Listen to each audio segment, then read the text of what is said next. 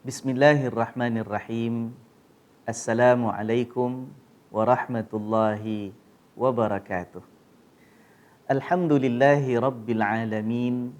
Wassalatu wassalamu ala sayyidina Muhammadin ashrafil anbiya'i wal mursalin wa ala alihi wa ashabihi wa tabi'in wa tabi'ihim bi ihsanin ila yaumiddin.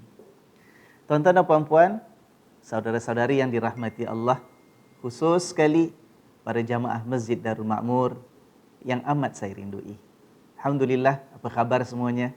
Mudah-mudahan dalam keadaan sihat sejahtera bersama dengan keluarga, dalam keadaan kita mampu meneruskan ibadat puasa sepanjang bulan Ramadan ini dengan penuh keimanan. Mudah-mudahan Allah terima ibadat puasa kita, tuan-tuan dan puan-puan sekalian. Allah kabulkan doa kita, Allah ampunkan segala dosa kita.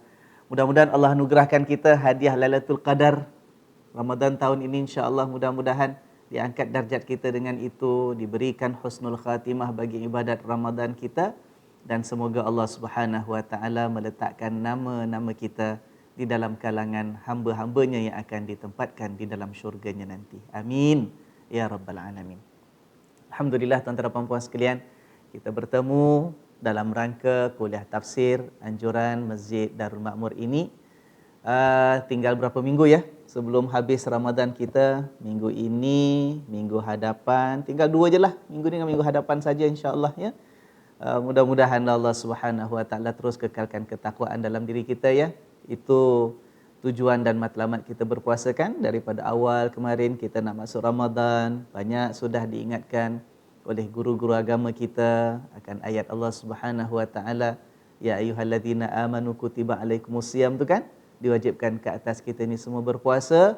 Hujung ayat Allah menegaskan la'allakum tattaqun, mudah-mudahan kamu bertakwa ya. Jadi kalaupun kita tak berhari raya ya, kata orang tu berhari raya sakan macam biasa, sebab tahun ini masuk raya pun kita masih lagi dalam keadaan berkurung, circuit breaker masih lagi berjalan, tetapi insya-Allah hati kita tak pernah terkurung. Sebab hati kita senantiasa dicurahkan dengan kecintaan Allah, dicurahkan dengan rahmat Allah. Kita merasa lapang dalam hubungan kita dengan Allah yang penuh dengan maghfirah dan rahmahnya, insya-Allah.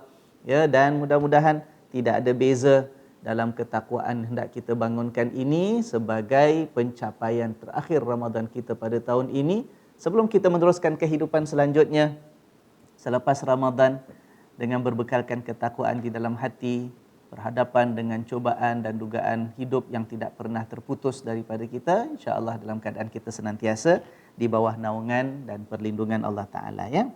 Baik, minggu lalu tuan-tuan dan puan-puan sekalian, kita baca sampai mana dalam kuliah kita? Kalau tuan-tuan masih ingat lagi, dalam surah Al-Anbiya kan, kemarin kita dah baca kisah tentang Nabi Allah Ibrahim alaihi salam.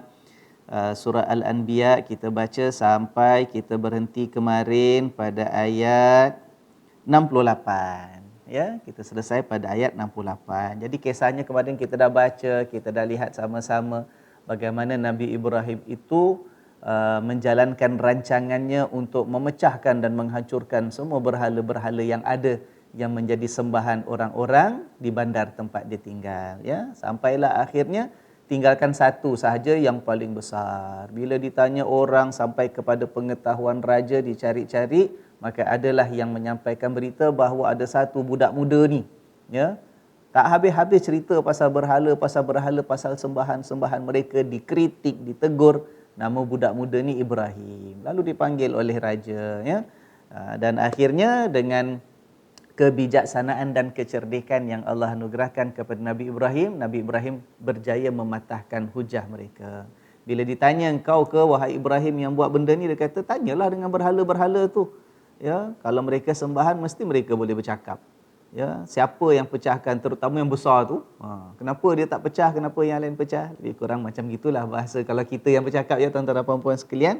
Tetapi akhirnya bungkam ataupun tidak dapat berbicara lagi orang-orang yang ada pada waktu itu untuk menjawab hujah Nabi Ibrahim.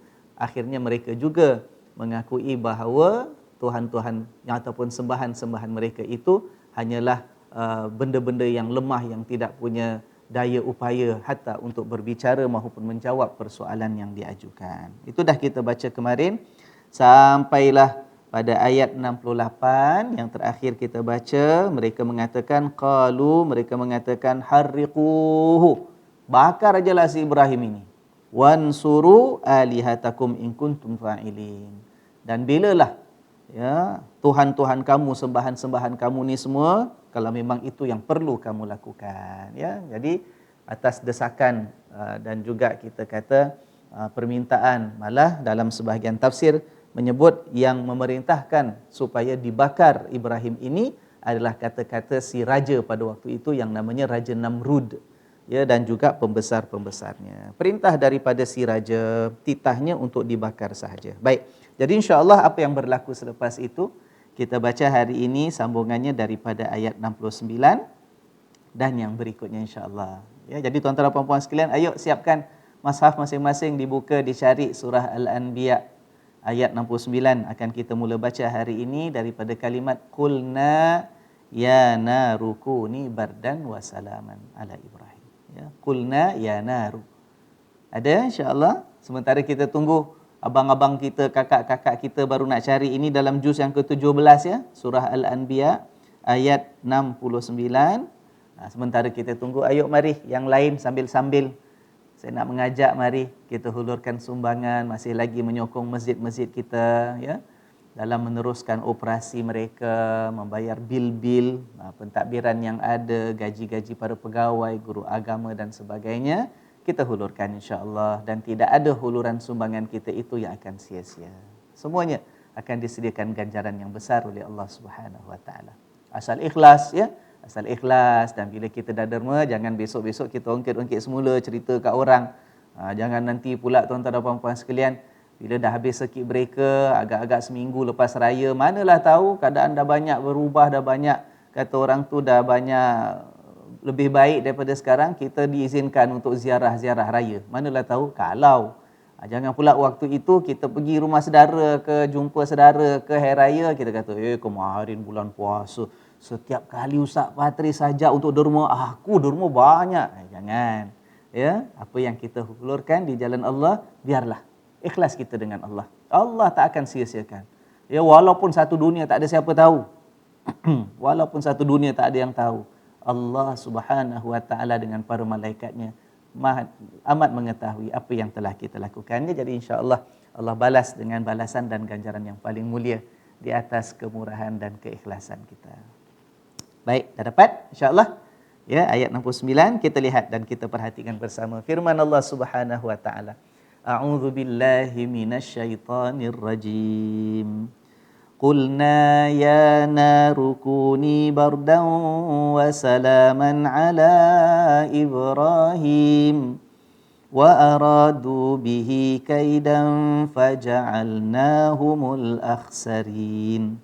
ونجيناه ولوطا إلى الأرض التي باركنا فيها للعالمين ووهبنا له إسحاق ويعقوب نافلة وكلا جعلنا صالحين وجعلناهم أئمة يهدون بأمرنا وأوحينا إليهم فعل الخيرات وإقام الصلاة وإيتاء الزكاة وكانوا لنا عابدين ولوطا آتيناه حكما وعلما ونجيناه من القرية التي كانت تعمل الخبائث إنهم كانوا قوم سوء فاسقين وأدخلناه في رحمتنا إنه من الصالحين. Sadaqallahul azim. Yang bermaksud Qulna, kami berkata. Di sini kami maknanya Allah Subhanahu wa taala, ya, lepas datang perintah titah diraja untuk dibakar sahaja Ibrahim, lalu Allah Subhanahu wa taala berkata, apa Allah kata? Ya naru, wahai api. Allah berbicara dengan api. Ya naru, wahai api, kuni bardan, jadilah engkau itu dingin. Wasalaman, jadilah engkau itu wahai api selamat.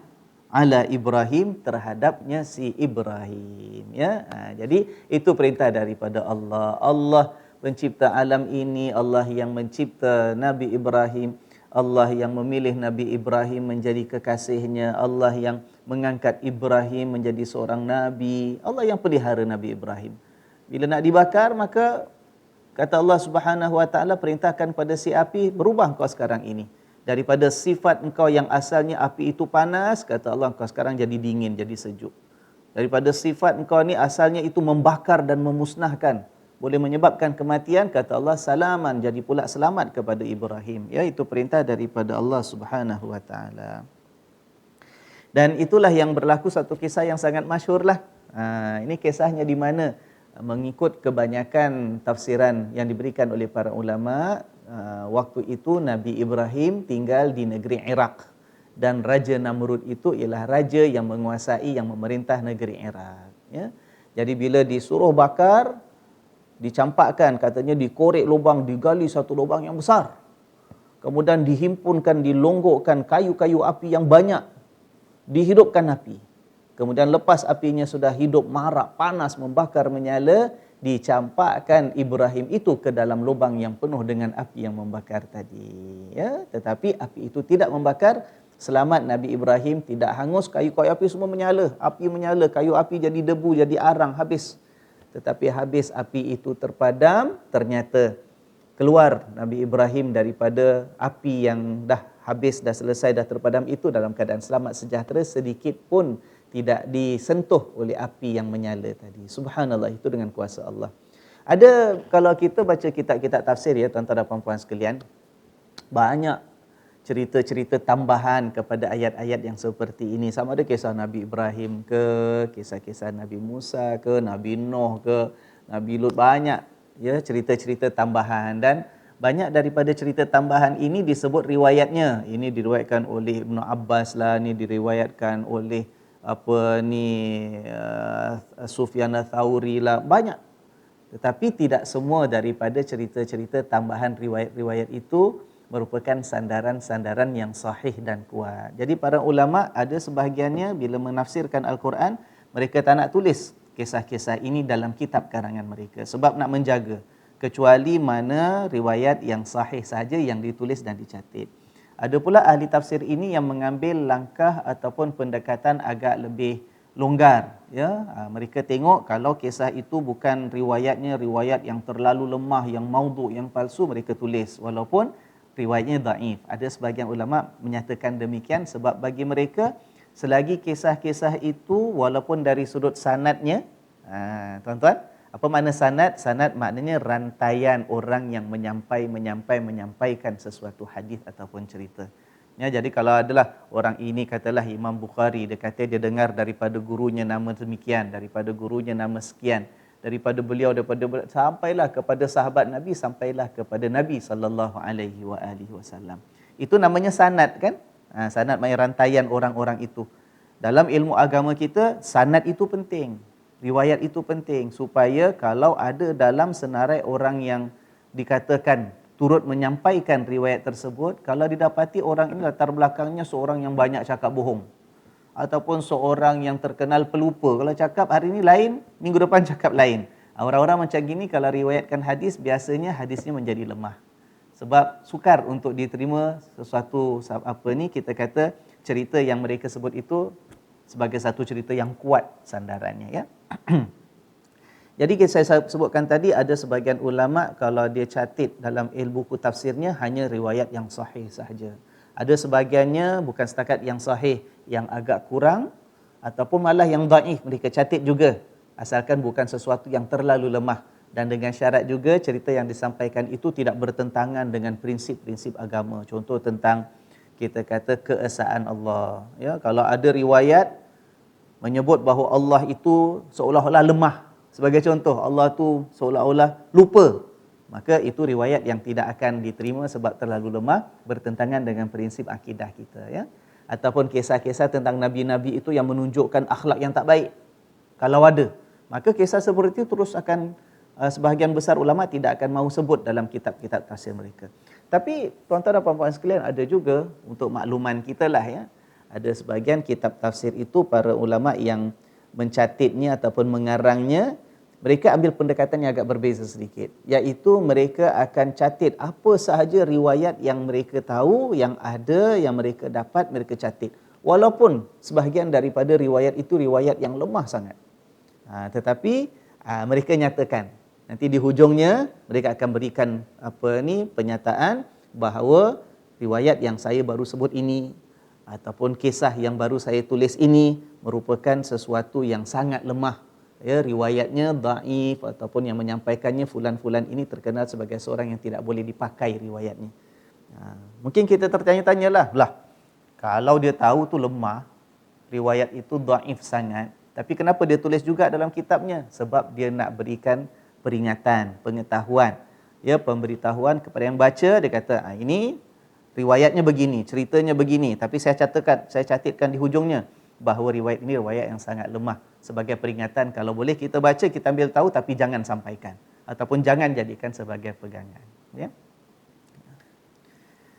Tapi ulama ni lah, kalau kita lihat ya, para ulama ni dengan ilmu mereka yang luas, kadang-kadang mereka juga punya pertimbangan-pertimbangan yang agak berbeza daripada seorang dengan orang yang lain. Saya katakan tadi, ada yang nak tulis hanya sahih saja, ada yang nak tulis walaupun yang agak lemah sedikit tak apa, ada yang menulis walaupun yang lemah tapi dinyatakan di hujungnya, ya, sebagai pemberitahuan dan amaran kepada si pembaca. Tapi ada sebahagian pengarang kitab tafsir, dia himpunkan semua riwayat yang ada, dan dia tak catit riwayat itu sahih ataupun tak sahih. Dia cuma katakan riwayat ini hadisnya begini mengenai ayat Quran ini disampaikan oleh fulan bin fulan bin fulan bin fulan. Dia tak buat komen apa-apa. Ini juga dikaji, ya, dikaji oleh ulama-ulama yang lain, mengatakan bahawa di antara tujuan orang-orang yang membuat kitab seperti ini ialah supaya mereka itu menyerahkan amanah. Ni saya sekarang tulis kitab tafsir, dalam pengetahuan saya ada riwayat cerita ini mengenai ayat ini sebagai contoh, ya. Saya terima ceritanya begini, fulan bin fulan bin fulan bin fulan daripada fulan yang menyampaikan. Saya tahu ni riwayat dhaif, tapi saya tak nyatakan dhaif ataupun sahih. Saya tulis sahaja supaya orang yang datang selepas saya, bila dia baca, dia kena usahakanlah mana tahu riwayat cerita itu boleh dapat daripada saluran yang lain, daripada jalan sanad yang lain yang sahih. Jadi daripada hilang, orang pun tak berusaha untuk cari. Ya, sebab khazanah ilmu dalam Islam ini, tuan-tuan dan puan-puan sekalian, ya, kita jangan hanya melihat kepada sumber-sumber kitab-kitab yang dikarang ulama yang terdahulu yang kita warisi, yang tercetak sahaja. Tidak. Yang tercetak itu katalah kitab hadis Sahih Bukhari, Sahih Muslim, Sahih ataupun Sunan Abu Dawud, Sunan Ibn Majah. Ada ratusan kitab yang telah tercetak. Tapi dalam khazanah manuskrip agama yang lama, masih banyak lagi yang belum digali, masih banyak lagi yang belum dikaji, masih banyak lagi yang tersimpan dalam library yang klasik, yang menunggu masa orang menggali, mengkaji, ya, untuk dikeluarkan. Jadi begitu dengan riwayat-riwayat hadis Nabi sallallahu alaihi wasallam, ya. Maka kita balik pada kisah ayat yang kita baca, kisah tentang api yang dihidupkan untuk tujuan dibakar Nabi Ibrahim. Itu ada banyak cerita sampingan-sampingannya, ya. Jadi kalau kita baca, biarlah kita semak, jangan terus kita jumpa satu kitab tafsir, orang mengarang, tengok ceritanya. Kalau ceritanya agak pelik, kita tak pernah dengar, macam terlalu luar biasa, ya kan? Too magical to be to be believed, katalah kadang-kadang, ya. Jangan terus terima, jangan terus tolak. Rujuk kepada orang yang mahir untuk dia mencari apakah ini cerita yang boleh dijadikan sebagai pegangan ataupun tidak, ya. Tapi khusus dalam kisah Nabi Ibrahim dibakar, ada di antara riwayat yang banyak disebut oleh para ulama, ya. Antaranya ialah, saya sebut sini sebab pada saya tidak bertentangan dengan akidah kita. Ketika Nabi Ibrahim itu hendak dicampakkan ke dalam api, malaikat-malaikat berkata kepada Allah Subhanahu wa taala, mengadu, ya Allah, itu Ibrahim bersendirian, keseorangan, ya, hendak dicampak. Kenapa tidak kita tolong dia? Malaikat kalau kata tolong Ibrahim bela, mungkin waktu itu datang malaikat ke, ya, hancurkan yang lain ke, keluarkan Ibrahim selamatkan pindah ke tempat lain ke, datang entah binatang apa, contoh macam kita baca kisahnya tahun di mana Nabi Muhammad sallallahu alaihi wasallam dilahirkan tu kan terkenal sebagai tahun apa tuan-tuan? Tahun gajah kan? Itu kan kita tahu ada kisahnya. Ya, apabila ada Raja Abrahah datang dengan tentera besar, termasuk ada gajah-gajah yang besar menuju ke Mekah nak hancurkan Kaabah. Itu kan kita tahu kisahnya, Allah menghantar burung-burung ababil, ya, yang melontarkan batu-batu yang tertentu sampaikan mati tentera yang ada, gajah tak boleh maju ke depan untuk hancurkan Kaabah, maka Abraha pun lari balik. Ya. Itu perlindungan yang diberikan oleh Allah. Tenteranya dalam bentuk burung ababil. Alam tara kaifa fa'ala rabbuka bi ashabil fil alam yaj'al kaidahum fi tadlil wa arsala alaihim tayran ababil tarmihim bihijaratin min sijil faja'alahum ka'asfim ma'kul. Jadi Allah sebut itu dalam surah Al-Fil, surah gajah. Ya, bagaimana dia hantar burung-burung ababil melontar batu ke atas mereka, habis semuanya mati bergelimpangan. Ya? Jadi bila Nabi Ibrahim hendak dibakar, malaikat-malaikat berkata dengan Allah, "Ya Allah, Nabi Ibrahim bersendirian, kesorangan, tak ada orang lain yang beriman yang tolong bela dia pada waktu itu." Tak ada. Nabi Ibrahim belum lagi kata orang tu mempunyai pengikut ataupun kita kata penyokong-penyokong, tak ada. Ibrahim kesorangan, ya Allah, kenapa tidak kita tolong dia? Maka Allah Subhanahu wa taala berkata kepada para malaikat, kalau Ibrahim itu minta tolong dengan kamu wahai malaikat, kamu tolong dia. Tapi kalau dia tak minta apa-apa daripada sesiapa kecuali hanya kepada aku, biarkanlah. Baini wa bainah. Itu urusan antara aku dengan Ibrahim sahaja. Maknanya kata Allah, wahai malaikat, kamu tengok. Kalau Ibrahim keluar daripada mulutnya satu permintaan minta tolong daripada malaikat, wahai malaikat semua tolong aku, kata Allah, Allah izinkan. Pergi tolong dia. Tapi kalau dia tak minta apa-apa daripada sesiapa pun selain aku, kata Allah, biarkan. Itu biar aku yang uruskan. Antara aku dengan dia sahaja. Ya? Jadi riwayat seperti ini disebut oleh ramai daripada ahli tafsir. Kita boleh terima, wallahu a'lam. Sebab apa? Sebab ceritanya itu tidak melanggar ataupun tidak bertentangan dengan keesaan Allah, kekuasaan Allah, dengan tauhid yang dipegang oleh Nabi Ibrahim. Ya, dari segi akidah tak melanggar apa-apa. Kemudian ada riwayat yang sambung lagi ceritanya. Ya, malaikat Jibril sendiri berkata dengan Nabi Ibrahim, wahai Ibrahim, ya, kenapa kamu tidak meminta?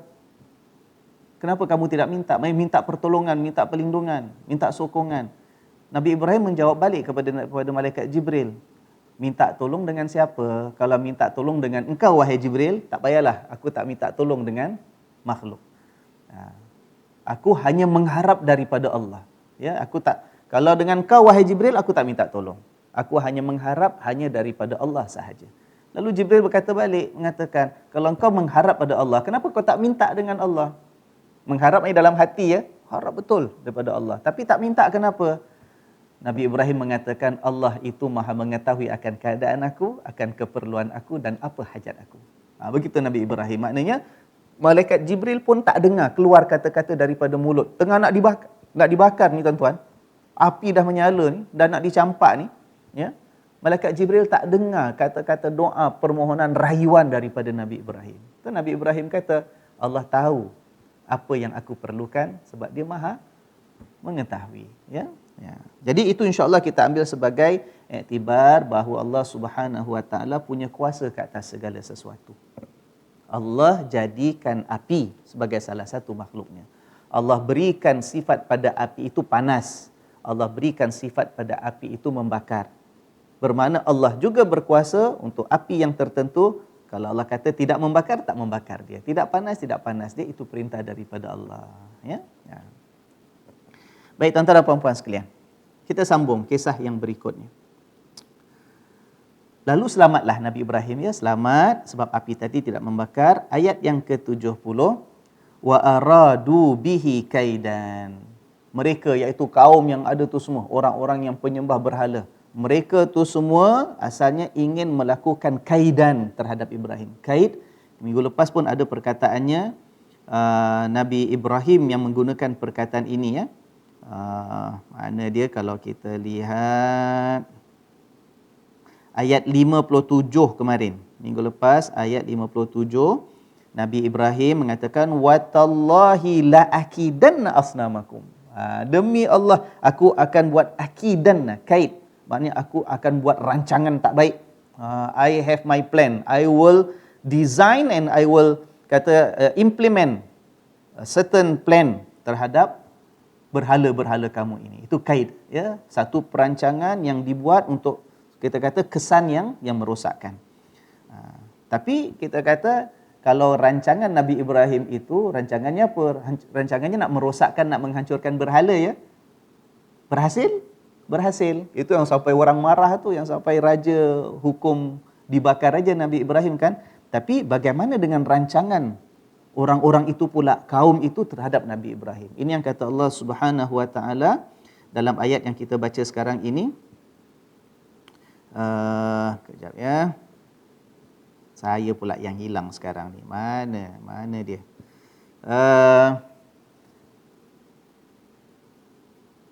Ayat yang ke-70. Wa aradu bihi kaidan. Mereka pun ada rancangan terhadap Nabi Ibrahim. Rancangannya apa? Nak dibakar dia, supaya dia mati sahaja. Dan itu rancangan mereka ialah sebagai membela tuhan-tuhan sembahan mereka itu. Mereka pun buat rancangan, ya. Wa aradu bihi kaidan. Rancangan terhadap Ibrahim. Faja'alnahumul akhsarin. Tapi rancangan mereka tidak berjaya. Malah sebaliknya kata Allah, kami jadikan mereka itu sendirilah orang yang paling rugi. Yang kalah, yang tewas, yang tak dapat apa-apa, paling rugi orang-orang itulah. Jangan katakan kat dunia, kat akhirat akan diazab oleh Allah di atas kekufuran mereka. Masa kat dunia, mereka rancang nak bakar hidup-hidup Nabi Ibrahim, tak berjaya. Sebab habis api padam pun dia masih hidup lagi. Dan rancangan mereka itu sebagai membela sembahan-sembahan mereka, untuk membela tuhan-tuhan berhala mereka itu pun tidak berjaya. Sebab akhirnya ternyata yang lebih berkuasa hanyalah Allah, Tuhan yang disembah oleh Nabi Ibrahim, bukan Tuhan mereka. Ya, jadi kalau betul Tuhan mereka ada kuasa, bila nak dibela mesti Tuhan mereka menang. Mesti Nabi Ibrahim itu akan hancur, terbakar, hangus, mati. Ya, tetapi Nabi Ibrahim selamat. Yang berkuasa siapa, tuan-tuan? Allah Rabbul Alamin. Dan Allah yang jadikan mereka itu sebagai orang-orang yang paling rugi dunia dan akhirat. Nah, ayat yang ke-71. Jadi dalam keadaan yang demikian, ya, kalau kita lihat catatan para ahli tafsir berdasarkan pada ayat-ayat Quran yang lain pun cerita tentang Nabi Ibrahim. Nabi Ibrahim itu tidak habis diancam, diugut, ya. Satu negeri sekarang dah kenal dia ni sebagai orang yang tak nak ikut sembah Tuhan yang orang lain sembah. Seorang yang malah melanggar agama rasmi pihak raja, pihak istana, tuan-tuan dan puan-puan sekalian. Subhanallah, ya. Malah melawan bapaknya sendiri yang kita kata kemarin kan, ya. Maka akhirnya Allah Subhanahu wa taala menyelamatkan Nabi Ibrahim. Ayat yang ke-71 kata Allah, wa najjainahu, dan kami selamatkan si Ibrahim itu, ya. Wa Lutan, begitu juga dengan Lut, Nabi Lut. Jadi kedua-duanya Allah selamatkan. Ni apa cerita pula tiba-tiba ada Lut kat sini ni?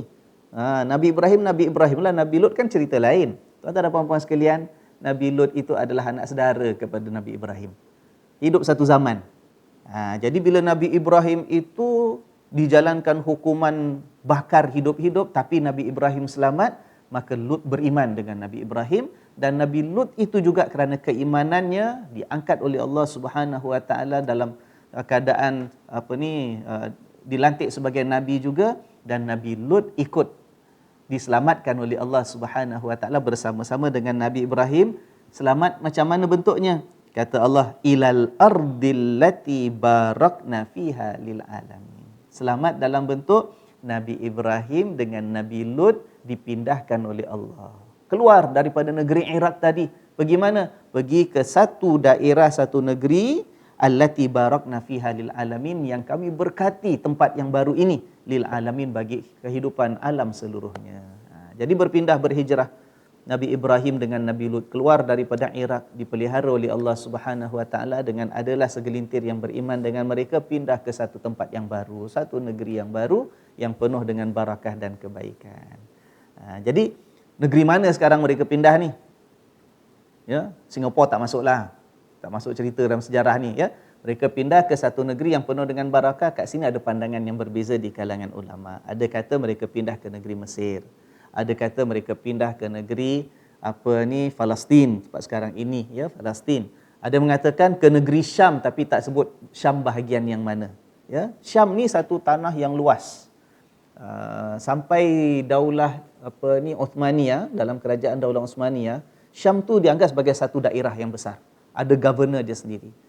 Kalau sekarang ini dengan peta politik yang moden, Syam itu termasuk sebahagian daripada Syria, termasuk Lebanon yang ada sekarang, termasuk Jordan dan juga termasuk Palestin. Ya, jadi itu kawasan Syam yang besar. Jadi ulama katakan mereka dipindahkan oleh Allah, diselamatkan daripada negeri yang zalim tadi, ya, yang masih terus nak sembah dengan berhala, pindah ke negeri Syam ikut satu pendapat. Bahagian mana kat Syam? Yang sekarang dekat dengan Syria ke, kat Damascus ke, ataupun dekat dengan Jordan ke, wallahu alam. Tapi ada pendapat mengatakan tak, dalam Syam tapi kawasan Palestin, kawasan Al-Masjidil Aqsa ataupun Baitul Maqdis yang ada sekarang dekat-dekat dengan situ, ya. Tapi ada juga yang pendapat mengatakan mereka itu pindah ke negeri Mesir. Wallahu a'lam bissawab. Pokoknya Nabi Ibrahim dan juga Nabi Lut diselamatkan oleh Allah Subhanahu wa taala. Kemudian di sana barulah Nabi Ibrahim berumah tangga. Itu dengan isteri yang pertama, lama kahwin tak ada anak, namanya Sarah, ya. Kemudian kahwin dengan isteri kedua, namanya Hajar. Bila dah kahwin isteri kedua dapat anak, melahirkan anak yang pertama, itu Nabi Ismail, ya kan? Bila Nabi Ismail dilahirkan, lah timbul pula cemburu ikut ceritanya, sampai akhirnya Nabi Allah Ibrahim pindahkan, ya, bawa isterinya Hajar dan juga anaknya yang masih kecil nama Ismail pindah diletakkan di negeri Mekah. Itu yang kisah nanti keluar air Zam-Zam, di situ dibenanya Kaabah, ya kan? Lepas dilahirkan Nabi Ismail, lepas beberapa tahun, isteri yang pertama yang dah berumur, lanjut umurnya, yang sebelum itu memang mandul, tak pernah mampu melahirkan anak, datang malaikat menyampaikan khabar gembira bahawa engkau juga akan diberikan zuriat oleh Allah. Sampai ketawa, Sarah kehairanan. Dia tak percaya. Tapi itulah kuasa Allah Subhanahu wa taala. Kemudian itu Sarah melahirkan anak kepada Nabi Ibrahim, iaitu adik kepada Nabi Ismail. Siapa nama dia, tuan-tuan? Siapa adik Nabi Ismail? Kalau lupa, kalau susah nak ingat. Dia adik-beradik itu start is juga. Yang ni Ismail, yang itu Ishak. Ya, jadi senang kita ingat. Ini Ismail, itu Ishak. Ya, jadi kemudian dilahirkan Nabi Ishak. Maka dengan sebab itu Allah Subhanahu wa taala menyambung dalam ayat 72 kisahnya ni. Subhanallah, Allah kata apa? Wa wahabna lahu Ishaq. Dan kami, yakni Allah, kurniakan kepada Ibrahim itu anak namanya Ishaq. Kemudian Ishaq ini, ingat ya, Nabi Ishaq adik kepada Nabi Ismail kan? Nabi Ismail memang dah kemudian dihantar ke Mekah lah. Tapi daripada Nabi Ishaq ini, Nabi Ishaq ada anak, cucu kepada Nabi Ibrahim. Faham tu urutan dia? Siapa nama anak Nabi Ishaq ini yang merupakan cucu pada Nabi Ibrahim? Namanya Yaqub, ya. Jadi wa wahabna lahu Ishaqa wa Yaquba, dan kami kurniakan kepada Ibrahim anak Ishaq dan juga cucunya nama Yaqub. Nafilatan, sebagai tambahan. Maknanya apa, tuan-tuan? Apa maksud nafilah kat sini? Tambahan tu maknanya apa? Ada beberapa maksud, tapi kita rumuskan dengan mengatakan bahawa tambahan ini dari sudut zuriat. Kenapa ya? Sebab macam saya katakan tadi, bila berumah tangga, isterinya tak dapat melahirkan anak sampai umur dah lanjut. Bila Nabi Ibrahim berkahwin dengan isteri muda Hajar, dapat anak Ismail. Memang okeylah, maknanya dari segi kebiasaan orang kita, isteri pertama dah lanjut umur, memang mandul, tak pernah lahirkan anak, ya. Tapi suami masih sihat lagi, berumah tangga dengan orang yang kedua, isteri muda melahirkan anak tu biasa, expected kan? Memang dijangkakan. Tapi yang orang tak dapat jangkakan ialah bagaimana lepas itu Allah kasih tambahan. Ya, bukan setakat anak Ismail daripada isteri yang namanya Hajar, tetapi daripada isteri pertama yang Sarah itu, yang memang kata orang tu dah tak ada harapan lagi boleh melahirkan zuriat dan anak. Subhanallah, dengan kuasa Allah, Allah kasih tambahan anak daripada isteri yang pertama.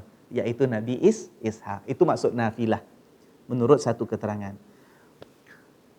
Ada yang mengatakan bahawa maksud nafilah ataupun tambahan ialah tambahan dari segi kemuliaan. Kemuliaan. Nabi Ibrahim itu nabi. Ya, darjatnya tinggi betul. Kemudian sedangkan bapaknya ataupun pakciknya lah, kata kemarin kita dah sebut ya, ada beza pandangan sama ada Azar itu bapaknya sendiri ataupun pakciknya yang sembah berhala ya. Tapi kita lihat sebagai tambahan, walaupun ayahandanya, katalah itu sebagai ayahnya, tidak beriman kepada Allah, ikut sembah berhala. Nabi Ibrahim itu dibesarkan dalam keadaan bersendirian dalam dia beriman kepada Allah Subhanahu Wa Taala ya. Tak ada siapa yang lain yang beriman. Yang kemudian beriman pun anak saudaranya nama Nabi Lut. Tapi itu anak saudara, bukan zuriat sendiri. Allah kasih zuriat, namanya Ismail. Allah tambah lagi kemuliaan itu dengan Ishak, kemuliaan yang sangat besar. Kenapa? Sebab daripada anak dan cucunya inilah akan lahir banyak nabi-nabi dan rasul-rasul yang lain. Ya, daripada Nabi Ismail tu nanti kemudian ada Nabi Muhammad sallallahu alaihi wasallam, itu daripada susur galur keturunan Nabi Ismail sampai kepada Nabi Muhammad sallallahu alaihi wasallam. Itu tak banyak nabi. Sebab itu bukan dinamakan sebagai Bani Israel. Yang banyak daripada keturunan Ishak, kemudian anaknya Yakub, yang kat situ banyak nabi yang lain, termasuk Nabi Yusuf, Nabi Musa dan seterusnya. Jadi itu nafilah, tambahan. Tambahan apa? Tambahan kemuliaan yang Allah berikan kepada nabinya Ibrahim alaihis salam. Keturunannya adalah keturunan yang dipilih oleh Allah yang melahirkan nabi-nabi dan rasul-rasul ya. Wa kullan ja'alna salihin, dan setiap daripada anak dan cucu yang Allah berikan ini semuanya adalah orang-orang yang salihin, yang baik ya. Jadi tambahan kemuliaan itu kerana keturunan dan juga kerana salihnya mereka. Nampak tuan-tuan? Allah bukan berhenti hanya pada nafilah saja. Kami kurniakan kepada Ibrahim itu Ishak sebagai anak, cucu nama Yakub, itu sebagai tambahan kemuliaan. Dah, full stop. Tak. Sebab kemuliaan itu, kemuliaan yang bertambah-tambah, kemuliaan yang berlipat ganda daripada Tuhan dikurniakan bukan hanya kerana keturunan, tapi mestilah keturunan yang baik itu dilengkapkan kebaikannya dengan amal soleh. Jadi kalau sekarang katalah kalau ada orang mengatakan aku ni keturunan baik-baik, keturunan bangsawan, ningrat dan sebagainya. Siapapun keturunan kita, kalau sekarang hidup kita tidak atur menjadi orang yang salihin di sisi Allah, pun tak ada makna. Siapapun keturunan kita. Ustaz Patris tu siapa? Anak Pak Kiai Ustaz Patris tu. Itu adalah anugerah Allah kasih pada saya, alhamdulillah. Daripada keluarga yang baik, bapa saya orang soleh, orang alim, dapatlah cebisan ilmu sikit daripada arwah abah dulu ya kan. Tapi kalau saya pilih untuk tidak taat pada Allah, saya pilih untuk tidak jadi orang yang saleh seberapa yang boleh, seberapa yang saya mampu, maka tak ada guna anak siapa pun saya ni. Kalau ada sekarang ini yang mengatakan dia keturunan Nabi Ibrahim, jauh sangatlah nak cari susur galur Nabi Ibrahim. Dia keturunan Nabi Muhammad sallallahu alaihi wasallam. Itu satu kemuliaan tuan-tuan. Subhanallah. Keturunan Nabi itu adalah keturunan yang mulia. Keturunannya, susur galurnya, ya kan? Itu adalah keturunan yang mulia. Sebab itu di antara selawat-selawat kita digalakkan bila kita doakan selawat yang baik kepada Nabi sallallahu alaihi wasallam, kita diminta lengkapkan juga selawat kita untuk keluarga Nabi sallallahu alaihi wasallam. Mudah-mudahan Allah berikan selawat dan salam ke atas Nabi dan ke atas keluarga Nabi. Ada kemuliaan keluarga Nabi itu. Ada kemuliaan. Cuma individu-individu yang dalam susur galur Nabi sallallahu alaihi wasallam, kalau dia tidak memilih untuk menjadi orang yang taat kepada Allah, kalau dia pilih untuk tidak menjadi orang yang saleh, sebab sebaliknya pilih jadi orang yang sentiasa langgar perintah Allah, yang jauh daripada mengingati Allah, yang tidak habis-habis melakukan dosa yang dimurkai Allah, tak ada kemuliaan lagi dah. Tak ada. Tak dapat yang nafilah kelebihan. Nafilah tak dapat. Dia mesti gabung dua. Ya, kelebihan keturunan mestilah dikuatkan dan disempurnakan dengan kelebihan apa? Wa kullan ja'alna salihin. Orang yang soleh barulah benar-benar dapat kemuliaan tadi. Subhanallah ya. Habis ustaz, okeylah orang lain dapat kemuliaan dia bagus, keluarga baik, datuk nenek moyang dia semua bagus-bagus, sama ada nabi ke, keturunan sahabat nabi ke, kemudian jadi orang soleh lagi. Habis kita ni siapa? Ya. Tak adalah bapa yang hebat, tak adalah datuk yang hebat, tak ada pun kemuliaan mulia. Tuan-tuan dan puan-puan sekalian, akhirnya kemuliaan itu diberikan oleh Allah kerana usaha kita. Kerana usaha kita. Itu tambahan. Macam kita kata ya, kalau Allah berikan tambahan kepada sesuatu atau sesuatu kumpulan ataupun individu yang tertentu, itu pilihan Allah. Allah nak kasih, Allah kasih. Ya kan? Tapi tidak ada jaminan dengan kerana pilihan Allah itu maka garanti dia akan terus jadi baik, sebab dia kena berusaha melengkapkan kurniaan Allah itu untuk sentiasa jadi orang yang saleh ya. Contoh ya tuan-tuan ya. Pada satu ketika ada sahabat-sahabat Nabi sallallahu alaihi wasallam yang berjumpa dengan Nabi sallallahu alaihi wasallam mengatakan bahawa orang-orang kaya ni ya Rasulullah dapat pahala semua berlumba-lumba yang kita tak dapat lah. Maknanya mengadu, diorang tu rasa kekurangan. Tak dapat buat kebaikan macam orang-orang kaya dapat buat. Dari sudut apa tuan-tuan? Orang kaya ada harta lebih, boleh sedekah sana sini, boleh infak sana sini. Kami ni orang miskin ya Rasulullah. Kita dapat solat aja, tapi yang bahagian sedekah yang Allah janjikan sampai ratusan kali, kita kata balasan dalam syurga nanti kami tak dapat ya Rasulullah. Lalu Nabi kata apa? Nabi kata kamu tak boleh sedekah dengan harta, tapi kamu boleh sedekah dengan benda lain. Sedekah macam mana? Sedekah dengan tolong orang susah, gunakan tenaga yang ada, sedekah dengan bertasbih, bertahmid, bertakbir, berzikir kepada Allah pun itu adalah sedekah kamu juga. Ya? Sebab bila kita ini bertasbih, bertahmid, bertahlil dan sebagainya, ya kita mengingati Allah, kita doa banyak pada Allah. Itu ada kesan baik bukan setakat pada diri kita, pada masyarakat keliling kita pun. Allah akan curahkan kebaikan untuk mereka. Saya teringat ada satu riwayat Imam Muslim kalau tak salah saya. Ya, Imam Muslim, riwayat yang sahih. Ya. Allah Subhanahu wa taala, kata Nabi sallallahu alaihi wasallam ya, Allah Subhanahu wa taala mempunyai malaikat-malaikat yang ditugaskan untuk pergi ke serata muka bumi ini mencari siapakah kalangan hamba-hamba Allah itu yang duduk dalam majlis-majlis kebaikan. Duduk dalam majlis kebaikan maknanya apa? Majlis yang ada zikir, ingat Allah, majlis istighfar, taubat sama-sama, mohon ampun pada Allah, majlis ilmu ya, majlis Quran. Ini majlis-majlis penuh kebaikan. Jadi ada malaikat-malaikat Allah yang Allah tugaskan pergi merata seluruh pelosok dunia ini mencari kalau ada hamba-hamba Allah itu yang duduk berkumpul untuk mengingati Allah, untuk mempelajari ilmu Allah, untuk membaca kitab Allah ya. Jadi malaikat-malaikat ni bila pergi mana-mana akan selalu hantar report pada Allah Subhanahu Wa Taala. Ya Allah, tempat ini, masa ini, ada orang ini berkumpul buat benda ini. Seperti mana yang ditugaskan Allah kepada malaikat untuk catat. Jadi Allah akan bertanya balik. Ni hamba-hambaku yang satu kumpulan itu, yang di tempat itu, apa yang mereka minta ya? Malaikat berkata, ya Allah, mereka minta syurga-Mu. Allah bertanya balik, mereka tu minta syurga daripada aku, mereka pernah nampak ke syurga aku? Malaikat jawab balik, malaikat mengatakan, mereka tak pernah nampak pun syurga-Mu ya Allah, tapi mereka minta betul-betul nak dapatkan syurga-Mu. Allah kata, cuba kamu bayangkan, bagaimana agaknya kalau mereka pernah nampak syurga aku? Maknanya akan lebih banyak lagi permintaan mereka, lebih sungguh-sungguh lagi. Ya, mereka duduk dalam majlis-majlis yang seperti ini. Kemudian malaikat ditanya pula oleh Allah Subhanahu Wa Taala, wahai malaikat, tu hamba-hambaku duduk di tempat yang seperti itu berkumpul.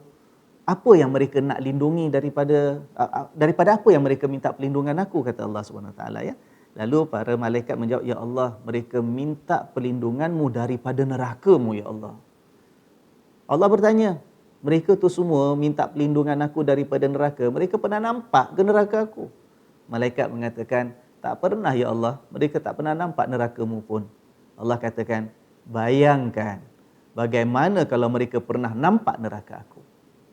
Kemudian diceritakan oleh para malaikat dalam laporan mereka kepada Allah Subhanahu Wa Taala, ya Allah, mereka berkumpul itu, mereka isikan dengan istighfar dan taubat, memohon pengampunan-Mu ya Allah. Memohon pengampunan-Mu ya Allah.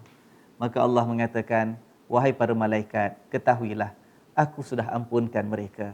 Aku sudah tunaikan permintaan mereka dan aku sudah lindungi mereka daripada neraka. Yang tadi malaikat cakap kan, mereka minta syurga, Allah kata, aku dah tahu dah. Mereka isikan berkumpul tadi dengan istighfar, mohon pengampunan, aku dah ampunkan.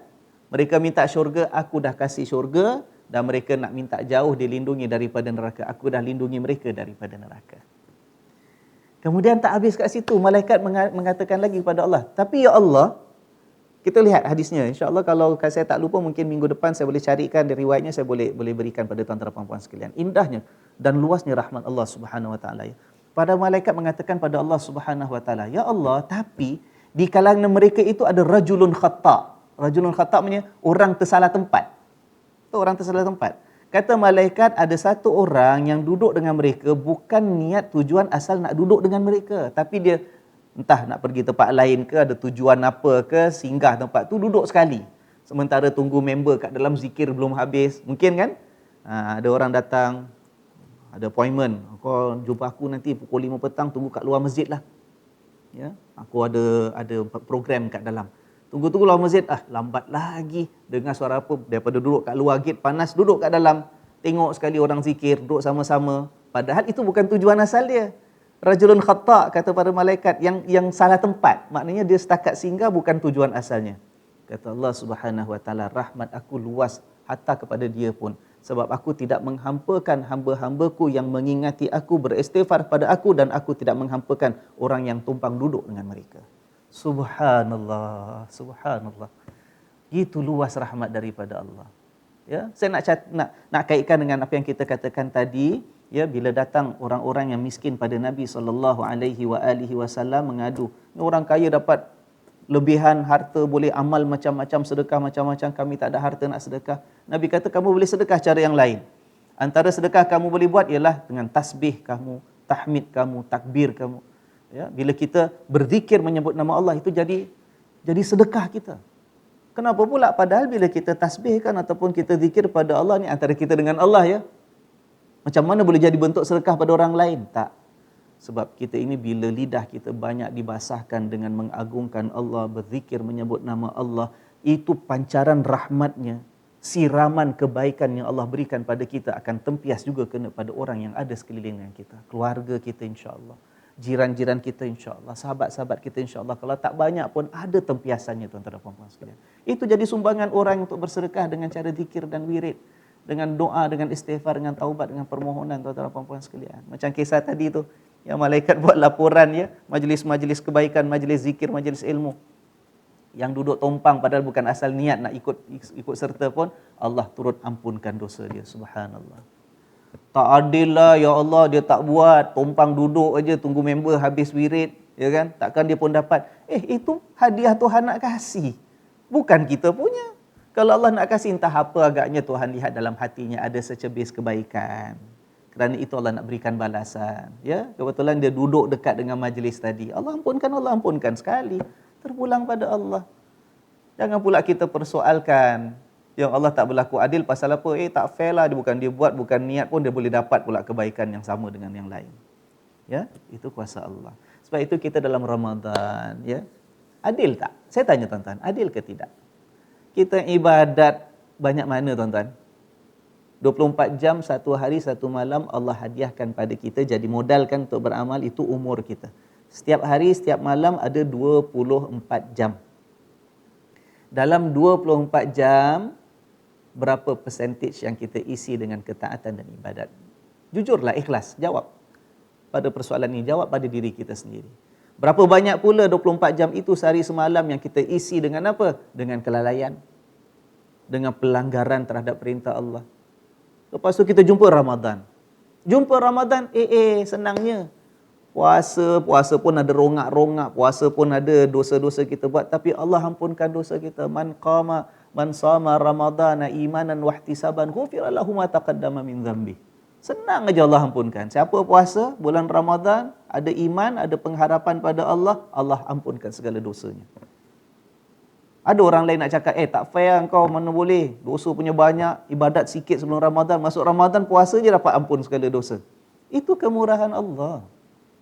Ya, keadilan Allah tidak boleh kita ukur dengan keadilan kita yang serba lemah, serba kekurangan. Tidak. Keadilan Allah itu dasarnya ialah rahmat dan kasih sayang Allah. Nampak tuan-tuan? Ya. Kemudian dah dapat pahala banyak bulan Ramadan. Ibadatnya buat seperti ini tapi pahalanya lebih banyak, berlipat kali ganda, Allah kasih lebih daripada bulan-bulan yang lain. Ampun dah semua dosanya Allah kasih.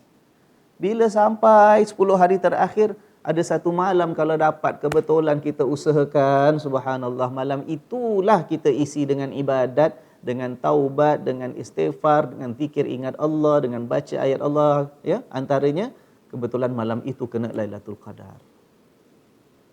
Apa Allah kasih? Khairum min alfi syahr. Lebih baik daripada 1000 bulan. Kita ibadat satu malam, Allah tak minta pun Lailatul Qadar tu syaratnya, Allah tak minta pun. Tak letak pun syarat nak dapat Lailatul Qadar daripada mula saat matahari tenggelam maghrib sampai besok terbit subuh, tak boleh berhenti daripada ibadat. Tak boleh berhenti daripada baca Quran, tak boleh berhenti daripada zikir. Tak. Asalkan ada secebis malam itu, hati kita tersentuh dengan keinsafan, nak ingat pada Allah, mengharapkan rahmat Allah, diisi dengan kebaikan pada malam itu. Kerana Allah, dapat Lailatul Qadar, tuan-tuan dan puan-puan sekalian. Lebih baik daripada 1000 bulan. Which is equal to what? More than 80 years in term of our physical human calculation. Fair ke tak fair? Adil kat Tuhan pada kita? Boleh tak orang lain yang tak dapat Lailatul Qadar, yang malam tu isi dengan tahap apa, kelalaian, lupa, hayal, boleh tak dia kata, tak fair lah, ya Allah, dia dapat ibadat sikit je, dapat pahala sampai lebih 1000 bulan. Kita terlepas. Tuan-tuan, kemurahan Allah itu tidak boleh kita bandingkan dengan kekurangan kita sebagai manusia. Ya, jadi ingat rumusan bagi ayat ini ialah Allah Subhanahu Wa Taala menggambarkan ada kemuliaan-kemuliaan tambahan yang Allah berikan berdasarkan kepada keturunan yang mulia, keturunan yang baik-baik, tapi dengan syarat apa tuan-tuan? Dengan syarat amal soleh. Jadi para sahabat yang tadi bila datang mengadu dengan Nabi, tak ada harta lebih untuk bersedekah, Nabi kata sedekah dengan cara yang lain, bukan dengan harta sebab kamu tak ada harta. Lepas satu tempoh mereka datang lagi mengadu lagi dengan Nabi SAW.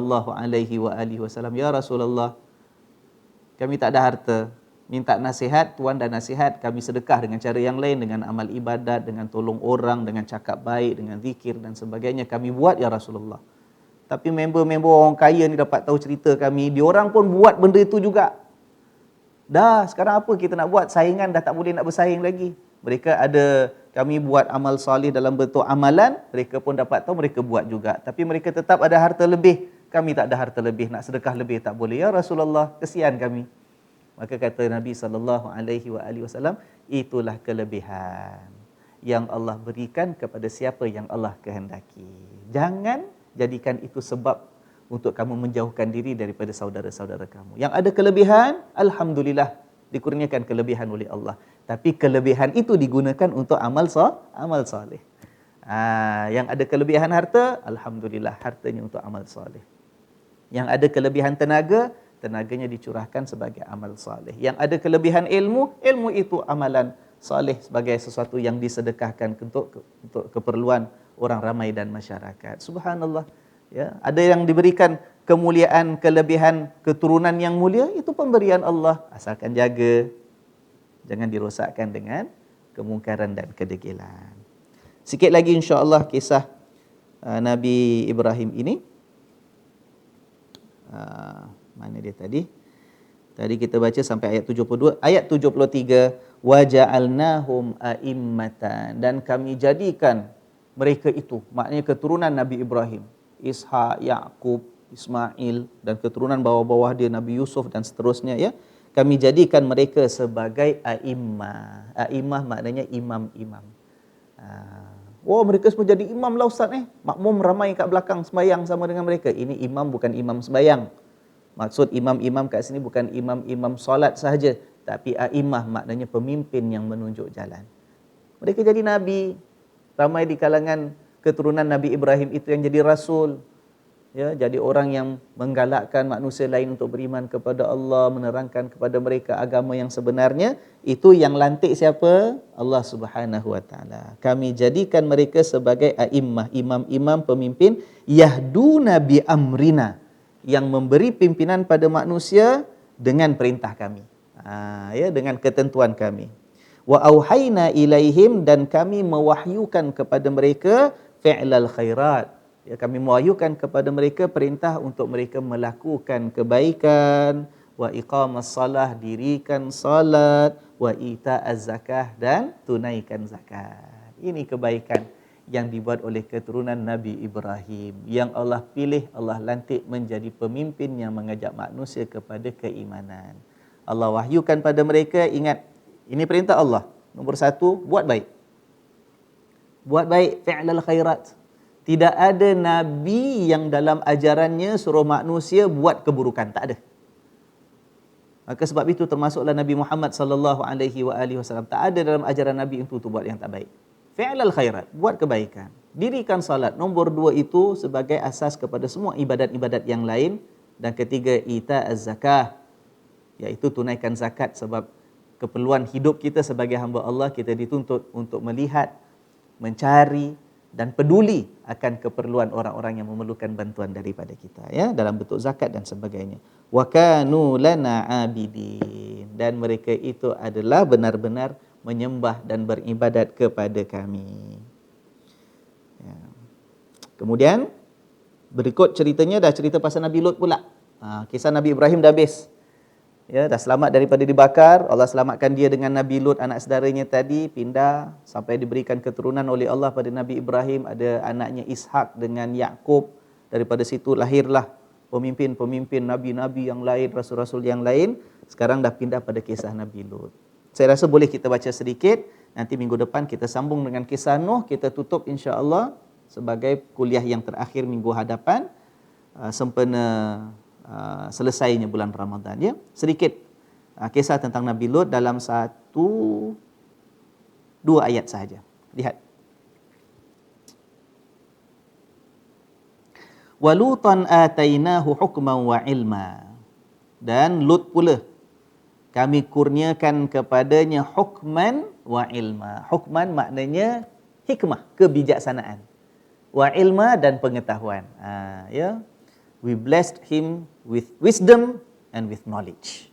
Ya, Allah kurniakan dia hikmah, hukman, kebijaksanaan, dan juga ilmu pengetahuan. Maka ramailah di antara ulama kita yang menafsirkan kebijaksanaan kat sini khusus maknanya kenabian. Maknanya bukan Nabi Ibrahim saja yang Allah lantik jadi nabi. Nabi Lut juga Allah kurniakan dia kenabian. Jadi seorang nabi juga, ya. Dan penuh dengan kebijaksanaan, penuh dengan ilmu pengetahuan yang diberikan oleh Allah Subhanahu wa taala. Dan wa najjainahu. Tadi Allah dah selamatkan Nabi Lut bersama-sama dengan pakciknya Nabi Ibrahim daripada negeri Iraq tu kan. Ya, yang mana penduduknya menyembah berhala dan sebagainya. Bila dah pindah, Nabi Lut itu berpisah daripada Nabi Ibrahim. Nabi Ibrahim duduk satu tempat, kawasan Syam ataupun kawasan Palestin, ikut pendapat mana yang diberikan oleh para ulama. Tapi Nabi Lut duduk kat satu negeri namanya negeri Sadum. Negeri Sadum. Dia tak jauh sangat daripada Palestin, tapi kawasan itu negeri Sadum. Ya. Cuma yang berlaku dalam negeri itu, yang kita tahulah kisah Nabi Lut, ialah terdapat keburukan yang sangat jijik dibuat oleh penduduk negeri Sadum. Apa keburukan, kejahatan mereka buat ialah orang lelaki bernafsu dengan orang lelaki. Orang lelaki itu bersatu, bercampur hubungannya dengan orang lelaki. Padahal orang perempuan ada juga. Mereka berkahwin juga. Yang lelaki kahwin dengan perempuan, ada juga berkeluarga. Tapi dalam masa yang sama, si suami ini juga ada hubungan suka dengan lelaki yang lain.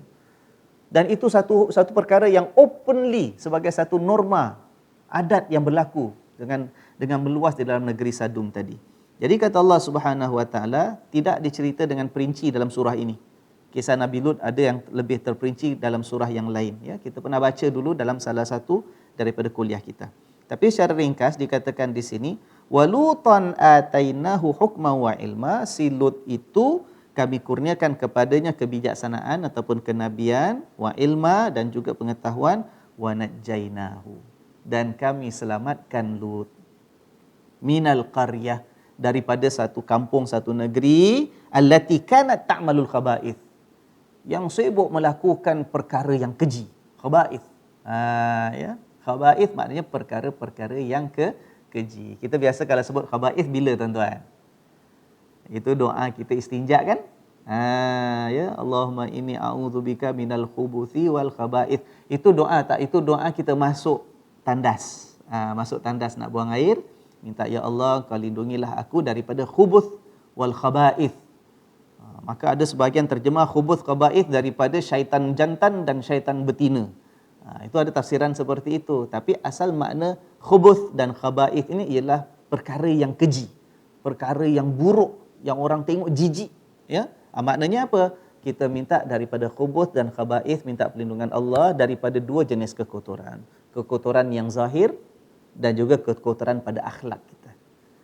Itu lagi satu tafsiran. Ya, ada tafsiran tadi mengatakan minta perlindungan daripada syaitan jantan dan syaitan betina, jin jantan, jin betina, mambang jantan, mambang betina. Tapi ada tafsiran yang lain, khubuth wal khaba'ith, maknanya perkara yang kotor dari sudut fizikalnya, najis, dan khaba'ith ialah kotor pada akhlaknya.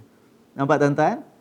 Jadi kalau dia tanya orang, anak-anak kecil kan kadang-kadang masih tadika dah diajar doa masuk tandas.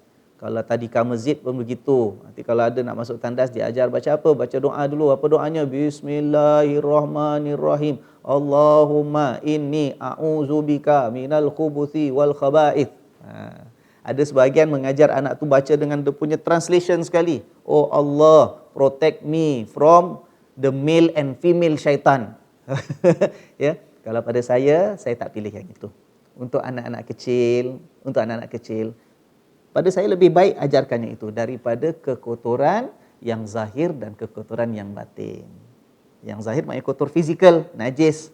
Kekotoran yang batin ialah akhlak kita dan hati kita. Kalau tidak, budak-budak umur 5 tahun, umur 6 tahun, nak masuk tandas, kita ajar dia takut dengan makhluk namanya syaitan. Nanti akhir balik kat rumah pula cerita, balik-balik mak bapaknya suka tengok movie-movie cerita seram. Ya? Budak tu jadi takut. Anak-anak kita, generasi kita dibesarkan dalam keadaan takut dengan benda-benda seperti ini. Jangan. Masuk tandas. Itu keperluan kita. Cuma yang nak diajar nilai akhlaknya ialah biar kita masuk, kita perasan, kita ambil perhatian.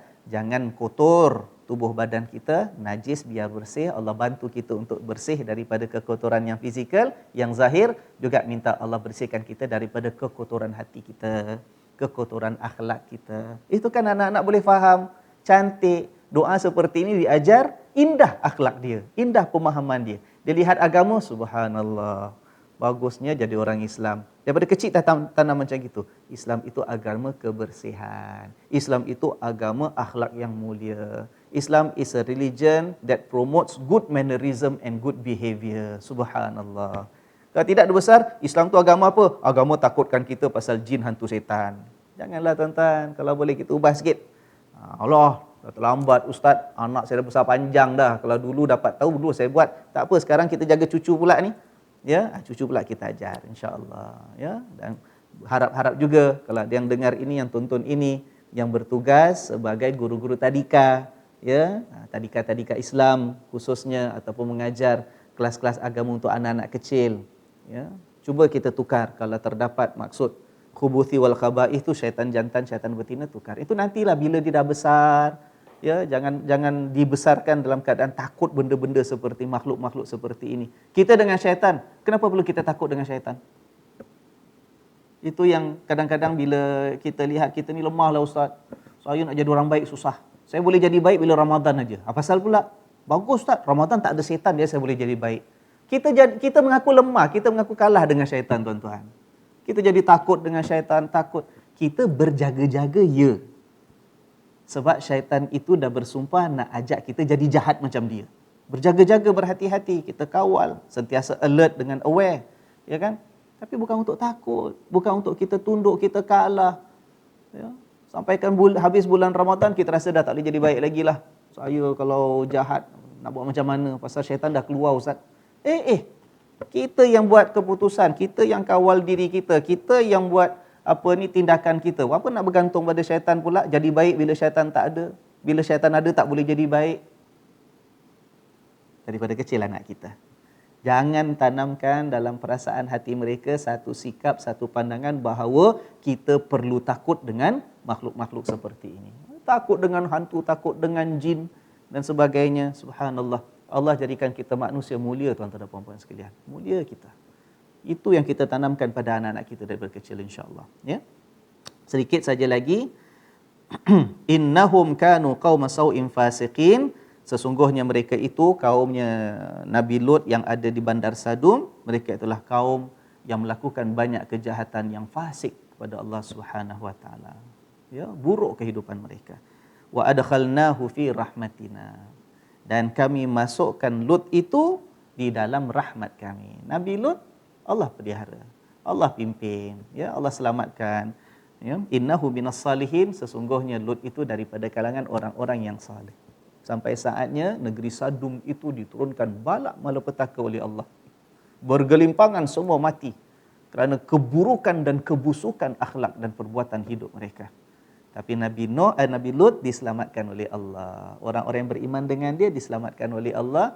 Mereka itu dinaungi dengan rahmat dan kasih sayang Tuhan. Alhamdulillah, ya. Mudah-mudahan adalah iktibar, pengajaran, peringatan untuk kita bersama, ya, insya-Allah. Begitu para nabi, para rasul diutus oleh Allah untuk menjalankan satu amanah tugas, tetapi cabaran mereka perlu hadapi. Bukan senang nak jadi orang yang saleh pada pandangan Allah, ya. Jadi berhadapan dengan ujian perlukan kekuatan, perlukan keimanan, perlukan tawakal, pergantungan sebenar-benarnya dengan Allah Subhanahu wa taala. Begitu dengan kita pun, ya, walaupun kita bukan nabi dan cobaan yang Allah berikan kita tak akan seberat cobaan yang Allah turunkan kepada para nabi dan rasulnya. Tapi masing-masing kita ada ujian. Kita perlukan siapa Allah, tuan-tuan dan puan-puan sekalian? Kita perlukan Allah. Seperti mana Nabi Ibrahim, Nabi Lut diselamatkan oleh Allah, begitulah kita. Yang mampu selamatkan kita hanya Allah. Begitu Nabi Ibrahim, Nabi Lut diberikan keutamaan, kemuliaan daripada Allah, begitulah kita. Kemuliaan kita hanya boleh kita dapatkan daripada Allah, bukan daripada yang lain. Begitu akhirnya kerana ketabahan mereka, dengan kejujuran mereka, kesungguhan mereka, mereka berjaya dapatkan rahmat Allah, kasih sayang Allah, dan itu kejayaan yang paling besar. Begitulah kejayaan yang kita harapkan dalam hidup ini. Akhirnya kita mendapat kasih sayang dan kecintaan Allah. Hujung Ramadan pun begitu, mudah-mudahan, ya. Jadi insya-Allah sekadar ini, tinggal hari-hari yang baki dalam bulan Ramadan, insya-Allah dah berlalu lebih daripada setengah dah. Hari ini sudah hari yang keberapa? 15, hari 14, hari Khamis, 15, 16, hari ini sudah hari yang ke-17, ya kan? Dah kurang daripada separuh baki bulan Ramadan yang ada, insya-Allah. Jangan kita sia-siakan, tuan-tuan dan puan-puan sekalian. Tinggal berapa hari lagi saja dah kita akan mula bertemu dengan 10 malam yang terakhir. Itulah kita sungguh-sungguh. Kalau Rasulullah sallallahu alaihi wasallam diriwayatkan oleh para sahabat, bila masuk 10 malam terakhir, Nabi itu pertingkatkan, menggandakan kesungguhan Nabi dalam ibadatnya kepada Allah Subhanahu wa taala. Perutnya diikat lebih ketat lagi. Dia tak ingat sangat pasal keperluan makan nak bermewah, tak ada dalam hidup Nabi sallallahu alaihi wasallam, terutama pada 10 malam terakhir Ramadan. Diisi dengan banyak beristighfar, padahal Nabi itu dipelihara daripada dosa, banyak dengan doa, permohonan hajat, menangis kepada Allah, padahal dijamin kemuliaan oleh Allah. Maka kita sebagai umatnya yang banyak kekurangan ini, yang banyak kesalahan dan dosa, ayo kita ambil manfaat. 10 hari terakhir, 10 malam terakhir Ramadan tak lama lagi akan tiba. Rebut peluang ini, insya-Allah. Dekatkan diri kepada Allah Ta'ala, ya. Mudah-mudahan dapat Lailatul Qadar kerana kesungguhan kita, insya-Allah.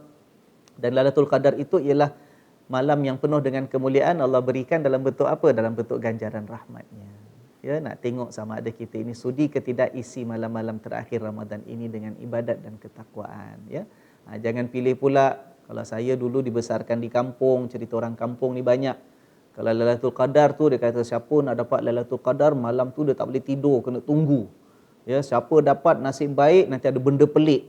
Dia nampak ke, dia alami ke. Kalau siapa kena benda pelik malam tu memang dapat Lailatul Qadar lah. Dah ada sebahagian budak kampung dulu bukan malam tu nak ibadat pun, duduk merambu malam-malam, duduk tak tidur, duduk bawah pokok, habis tarawih, habis witir, perhabiskan semua air bandung kat masjid yang ada, teh tarik yang ada, pisang semua dah habis, tinggal licin, malam tak balik, duduk kat luar rumah, kumpul budak-budak kampung, sebahagiannya lah yang masih tak faham ikut cerita orang lama. Tunggulah, tengok kat pokok ada benda pelik ke tidak, tengok kat longkang ada benda pelik ke tidak. Siapa dapat benda pelik, kata dia dapat Lailatul Qadar. Wah, ya, tapi bagi kita tidak. Lailatul Qadar bukan malam pelik, tapi Lailatul Qadar ialah malam kemuliaan dan keagungan Allah. cari rahmat itu daripada Allah ya. Amin ya rabbal alamin. Sekian saja untuk kali ini. Kita bertemu insya-Allah, dipanjangkan umur oleh Allah Subhanahu wa taala, bertemu pada minggu hadapan pada hari yang sama, pada waktu yang sama. Insya-Allah. Subhanakallahumma wa bihamdika asyhadu an la ilaha illa anta astaghfiruka wa atubu ilaik. Saya kasihi Anda sekalian kerana Allah taala. Wassalamualaikum warahmatullahi wabarakatuh.